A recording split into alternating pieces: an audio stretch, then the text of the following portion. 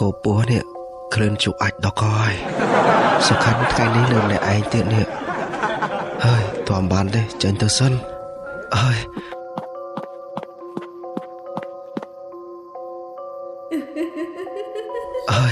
បន្ទប់ទឹកបន្ទប់ទឹកអស់ទឹកទៀតហើយតាណាណៃទេឥឡូវទៅក្រៅសិនទៅហើយសំខាន់អត់បានយកចប់មកទៀត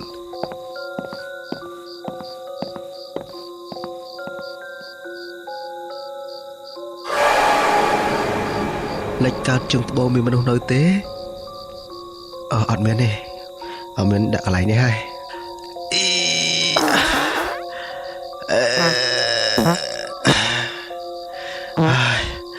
ហើយវេទនាណា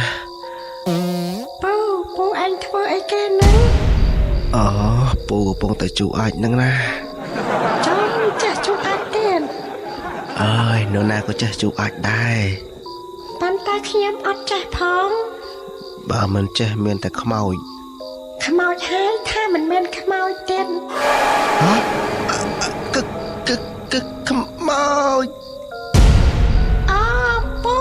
ប្រឡាក់អាចអស់លេងចាប់ហ្មង